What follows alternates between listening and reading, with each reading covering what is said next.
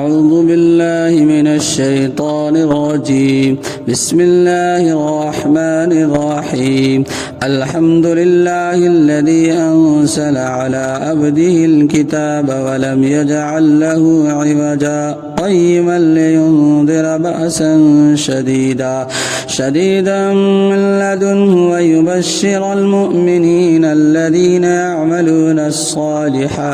يعملون الصالحات أن لهم أجرا حسنا ماكثين فيه أبدا وينذر الذين قالوا اتخذ الله ولدا ما لهم به من علم ولا لآبائهم كبرت كلمة تخرج من أفواههم إن يقولون إلا كذبا فلعلك باخع نفسك على آثارهم إن لم يؤمنوا بهذا الحديث أسفا إنا جعلنا ما على الأرض زينة لها لنبلوهم أيهم أحسن عملا وإنا لجاعلون ما عليها سعيدا جرزا أم حسبت أن أصحاب الكهف والرقيم كانوا من آياتنا عجبا إذ أوى الفتية إلى الكهف فقالوا ربنا آتنا من لدنك رحمة وهيئ لنا من أمرنا رشدا فضربنا على آذانهم في الكهف سنين عددا ثم بعثناهم لنعلم أي الحزبين أحصى لما لبثوا أمدا نحن نقص عليك نبأهم بالحق إنهم فتية آمنوا بربهم وزدناهم هدى وربطنا على قلوبهم إذ قاموا فقالوا ربنا رب السماوات والأرض لن ندعو من دونه إلها لقد قلنا إذا شططا هؤلاء قومنا اتخذوا من دونه آلهة لولا يأتون عليهم بسلطان بين فمن أظلم ممن افترى على الله كذبا وإذ اعتزلتموهم وما يعبدون إلا الله فأووا إلى الكهف ينشر لكم ربكم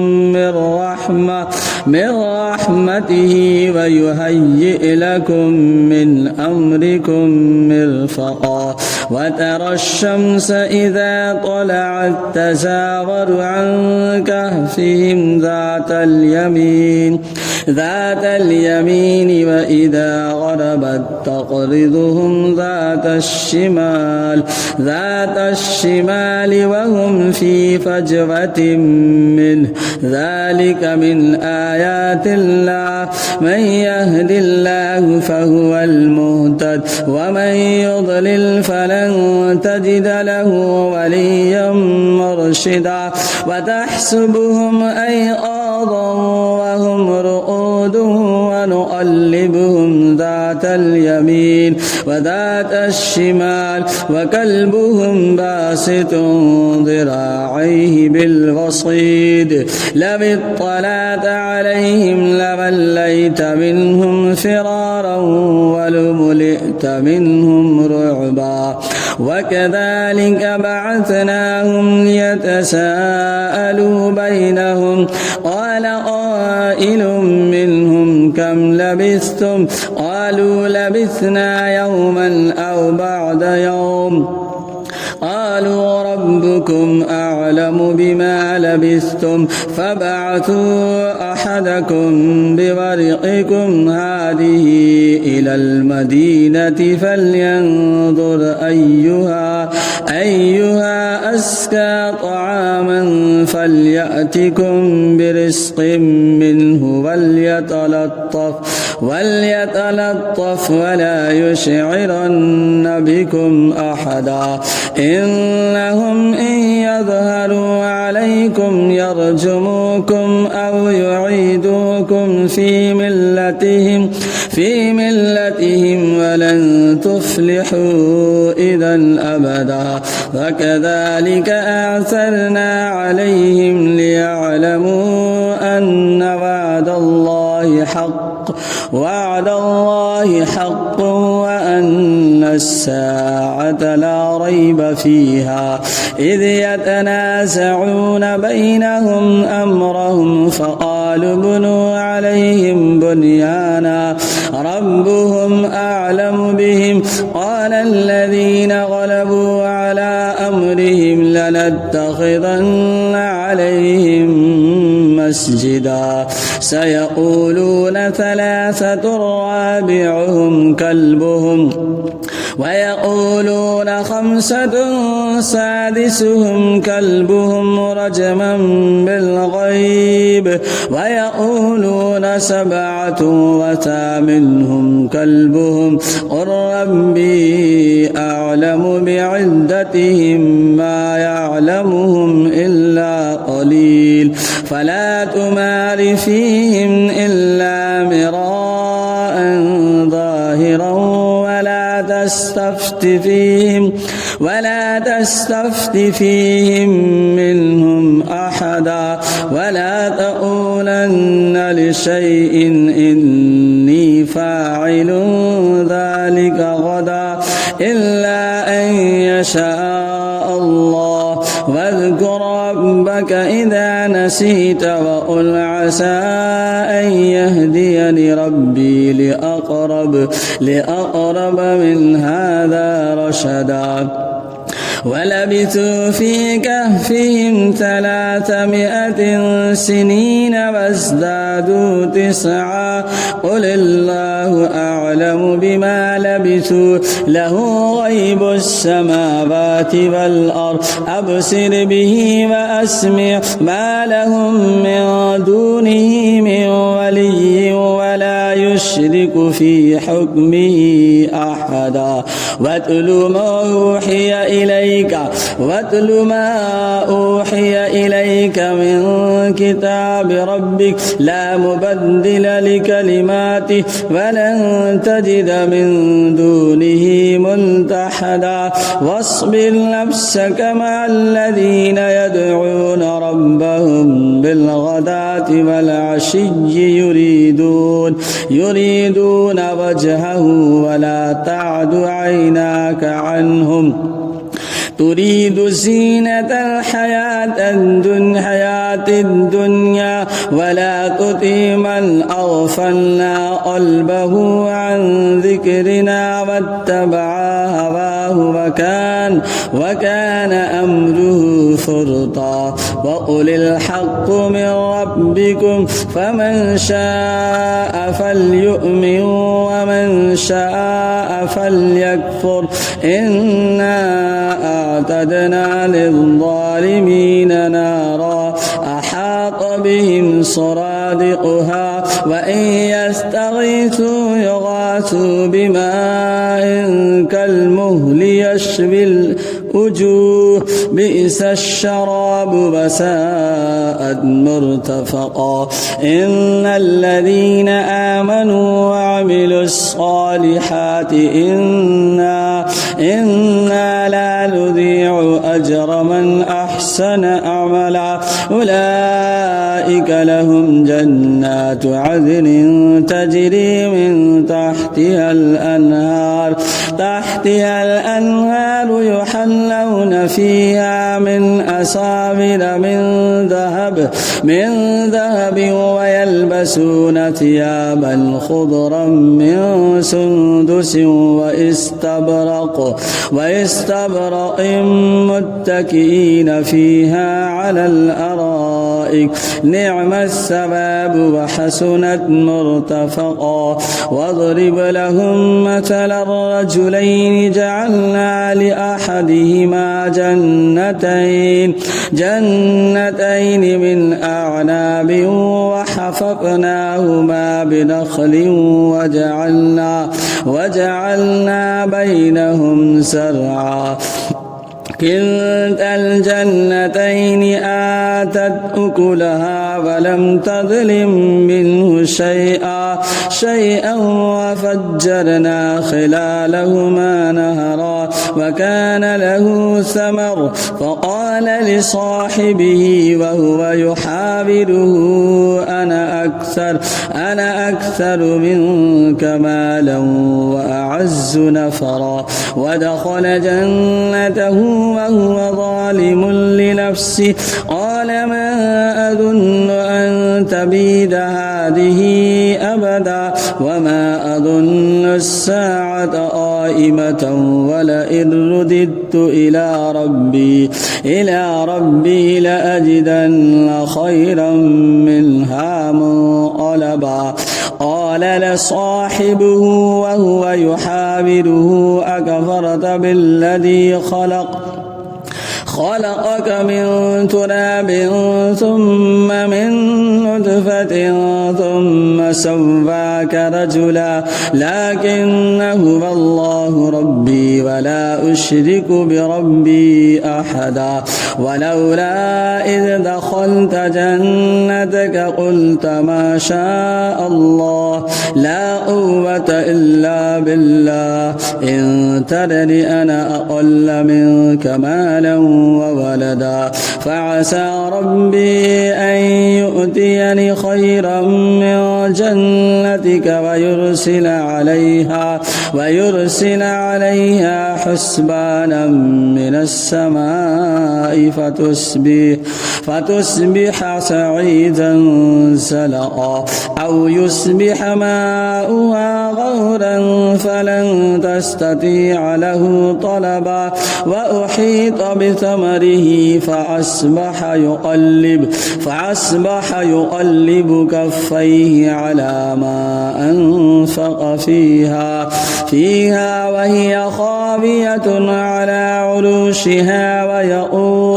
ويقول يا ليتني لم أشرك بربي أحدا ولم تكن له فئة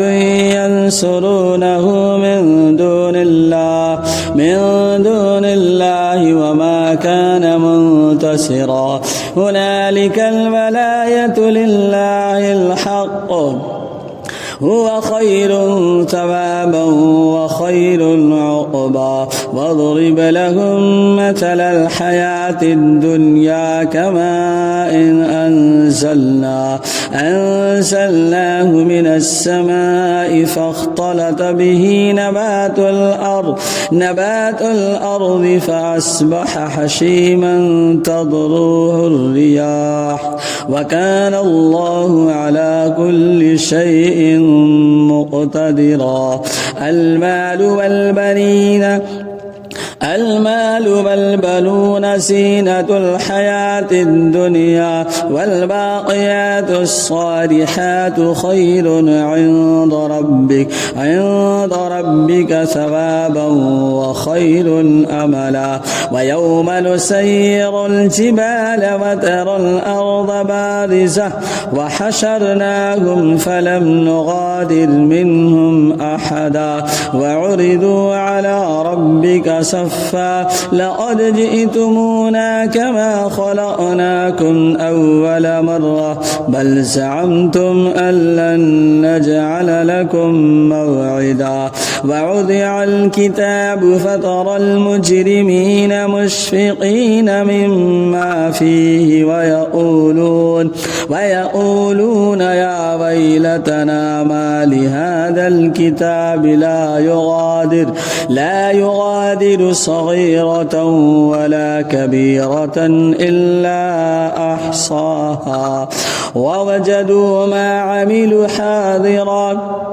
ولا يظلم ربك أحدا وإذ قلنا للملائكة اسجدوا لآدم فسجدوا إلا إبليس كان من الجن ففسق عن أمر ربه أفتتخذونه وذريته أولياء من دوني وهم لكم عدو بئس للظالمين بدلا ما أشهدتهم خلق السماوات والأرض ولا خلق أنفسهم وما كنت متخذ المضلين عضدا ويوم يقول نادوا شركائي الذين زعمتم فدعوهم فلم يستجيبوا لهم وجعلنا بينهم موبقا ورأى المجرمون النار فظنوا أنهم مواقعها ولم يجدوا عنها مصرفا ولقد صرفنا في هذا القرآن للناس من كل مثل وكان الإنسان أكثر شيء جدلا وما منع الناس أن يؤمنوا إذ جاءهم الهدى ويستغفروا ربهم إلا أن تأتيهم سنة الأولين أو يأتيهم العذاب قبلا وما نرسل المرسلين إلا مبشرين ومنذرين ويجادل الذين كفروا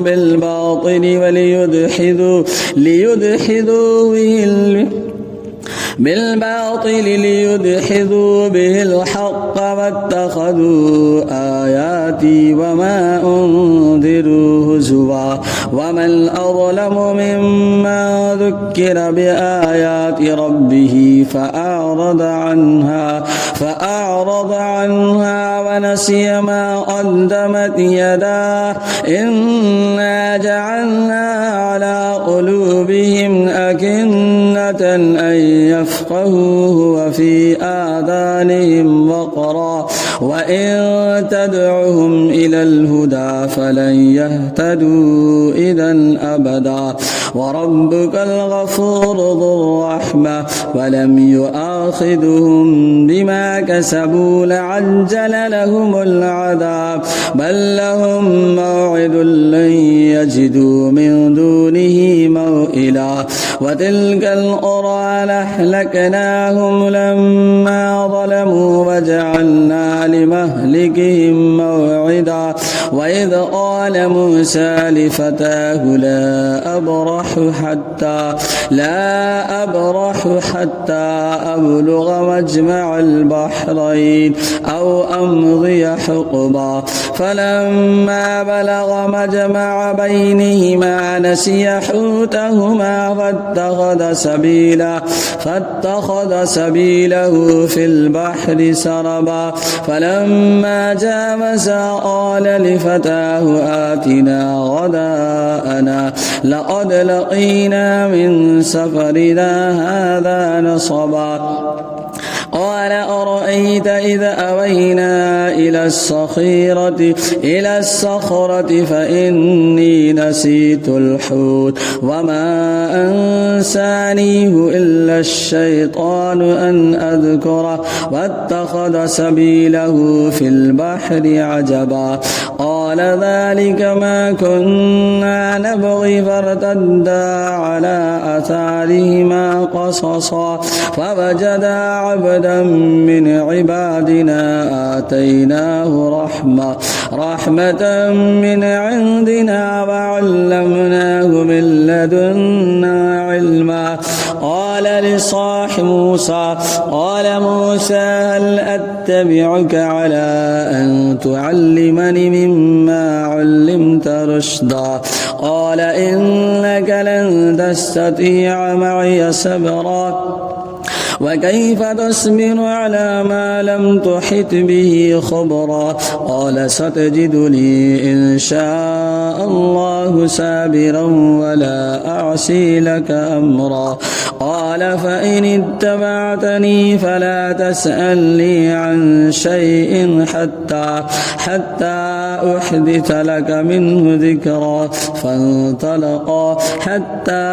إذا ركبا في السفينة خرقها قال أخرقتها لتغرق أهلها لقد جئت شيئا إمرا قال ألم أقل إنك لن تستطيع معي صبرا قال لا تؤاخذني بما نسيت ولا ترهقني من عمري أسرا فانطلقا